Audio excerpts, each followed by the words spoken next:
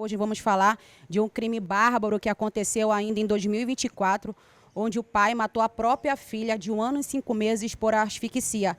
Hoje foi divulgada a imagem de Antônio José da Silva, de 49 anos, que era o pai desta criança de 1 ano e 5 meses. Ao meu lado está o Leonardo Leite, titular da DHPP, que vai dar mais informações para a gente. Vamos relembrar esse fato que aconteceu em 2024, delegado. Esse fato ele ocorreu no dia 31 de julho do ano passado. A equipe da DHPP, assim que foi acionado pelo CIODES, em razão do encontro dessa criança já morta, né, numa residência localizada no Parque dos Buritis, a equipe se deslocou até o local, né, realizou as diligências de praxe e a partir dali então a gente começou a investigar, né, tendo em vista se tratar de uma criança de apenas 1 ano, a gente procurou investigar, instaurou o procedimento para entender as circunstâncias desse óbito, para saber se foi um óbito realmente causado por mortes naturais ou um óbito causado por uma ação dolosa humana. Então nós realizamos a investigação, ouvimos rapidamente, porque por se tratar de uma criança tinha que dar prioridade. Nós ouvimos logo nos primeiros dias de agosto 10 pessoas, de agosto do ano passado ainda, ouvimos 10 pessoas, a maioria delas vizinhas ao imóvel onde a criança foi encontrada morta. E começou a nos chamar a atenção certas situações, né? Algumas testemunhas relataram que o pai da criança, ele estava muito calmo para a situação que ali se apresentava. Ele inclusive falou para um vizinho que não precisava chamar ambulância, ele não via necessidade porque a criança já estava morta, então de nada ia adiantar.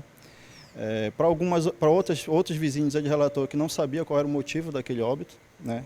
Outros ele falava que a criança poderia ter ingerido um veneno que teria eventualmente catado do chão, o que não teria nenhuma lógica, porque na casa em si não tinha nenhum tipo de veneno, era uma criança de apenas 1 ano, ou seja, não andava na rua. E também o fato de que a mãe, segundo o relato de algumas testemunhas, logo naquele momento lá, a mãe encontrava-se desesperada e dizia para o pai se afastar, né, que a filha era dela. Nós, então, ouvimos o pai dia 2 de agosto, né, ouvimos ele apenas como envolvido nessa ocasião, que até então nós tratávamos, no caso, apenas como uma morte a esclarecer. E o pai estava totalmente frio, né, uma frieza que chamava a atenção, não demonstrou qualquer tipo de emoção, não chorou. É uma situação que contraria o fato de ele ter perdido uma filha de apenas 1 ano há 2 dias. E ele começou a relatar algumas situações de que ele teria entregado a filha na noite do dia 30 de julho para a mãe, e a mãe foi dormir com a criança enquanto ele foi dormir em outro quarto. E ele acordou já dia 31 de julho pela manhã, saiu para capinar e em um comércio, quando ele retornou ele encontrou a criança já em óbito. Ele falou que era comum os dois dormirem separados. Nós então fomos ouvir a mãe, que foi um complicador inclusive para fazer essa oitiva, porque a mãe ela teria saído da capital com medo do pai. Ela estava morando numa comunidade no interior do município de Cotias. Nós então nos deslocamos até esse município para colher a oitiva dela lá, e ela já contrariou a versão apresentada pelo pai. Ela disse que foi dormir dia 30 sozinha, né, não foi dormir com a filha, e já acordou apenas no dia 31 pela manhã, com o pai avisando-a de que a filha já estava em óbito. E inclusive relatou alguns casos de um suposto abuso sexual que o próprio pai, né, já teria praticado contra essa criança que encontrou-se em óbito. Nós então começamos a colher esses elementos, né, coligimos aos autos, verificamos que havia fortes indícios ali de que o pai poderia ter sido, na verdade, o causador daquele óbito, e estávamos aguardando o laudo necroscópico.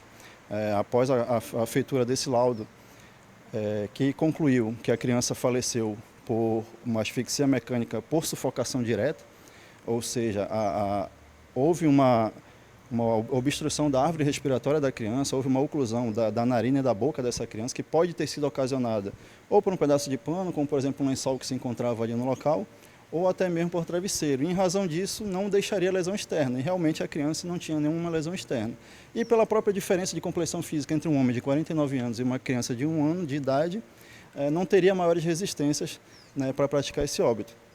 A gente supõe que pelo fato da criança, conforme relato de testemunhas, estar chorando muito durante toda a noite do dia 31, o pai, com a intenção de fazer com que essa criança cessasse de chorar, como há relato de uma testemunha que disse que a criança parou de chorar às 2 horas da manhã do dia 31 de julho, ele veio a obstruir as vias aéreas dessa criança e acabou assim ocasionando o óbito dela.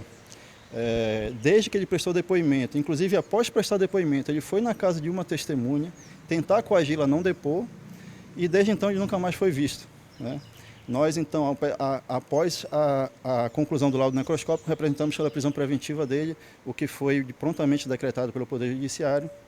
Nós ainda realizamos algumas diligências no intuito de localizá-lo, sem êxito, e agora nós estamos divulgando a foto dele, pedindo à população para que nos ajude a encontrar esse cidadão que cometeu esse crime bárbaro. Nós temos fortes indícios de que ele foi o autor desse homicídio, triplamente qualificado, porque foi por motivo fútil, por meio que impossibilitou a defesa da criança e pelo fato da criança ter menos de 14 anos, com uma causa de aumento de pena de ser ele o ascendente dessa vítima. Então ele vai aí, ele na verdade ele já está sendo investigado pelo crime triplamente qualificado. Ele já foi indiciado pelo crime de homicídio triplamente qualificado e agora nós estamos querendo prendê-lo.